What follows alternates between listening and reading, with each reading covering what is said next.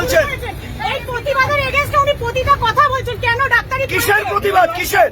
এই আমাদের যে নারী নির্যাতন, এই যে আরজি করে ঘটনা নিয়ে কেন পড়াশোনা করেছে ডাক্তারি, সরকারের পয়সায় কেন করেছে?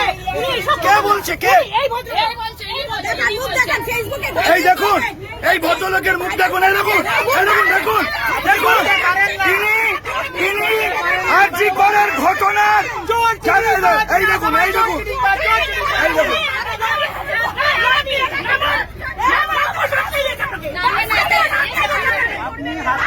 দেখুন, এই ভদ্রলোক আরজি করের ঘটনাকে, ওই নারী নির্যাতনকে সমর্থন করছে, বলছেন যে এগুলো বাড়াবাড়ি হচ্ছে।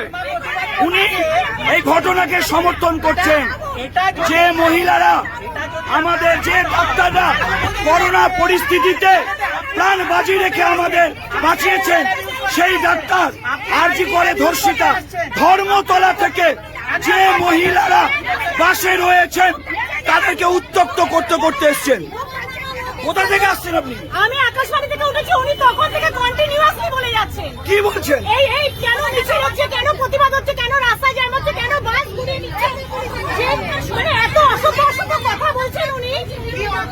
দেখুন, উনি বলছেন ওনার সুবিধা অসুবিধে, ওনার সুবিধা অসুবিধে। এরকম ডাক্তারদের ছিল যখন সরকারি পয়সা ফ্রিতে পড়াশোনা করছে, তখন মনে ছিল না এই ধরনের বলছে। দেখুন, দেখুন,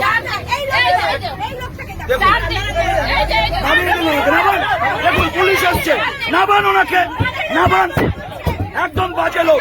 দেখুন, পুলিশ এসে নামিয়ে দিচ্ছি না। রাখুন, যে পাড়ার ইনি, সেই পাড়ার লোকেরা চিনবেন। এই ভিডিওটাকে ভাইরাল করবেন। এটা 71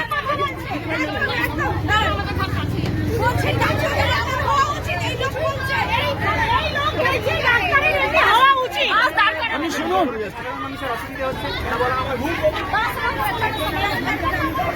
এই কন্ট্রাক্টর দাদাকে যাতা বলেছে, এই কন্ট্রাক্টর দাদাকেও যাতা বলেছে আমাদের সামনে। বলছে সরকারি পয়সায় করেছে, ডাক্তারের হওয়া উচিত নেই। ধর্মতলা থেকে প্রতিটা মহিলাকে উত্তক্ত করতে করতে আসছে। এই দেখুন, মহিলাদের গালাগালি করছে উনি।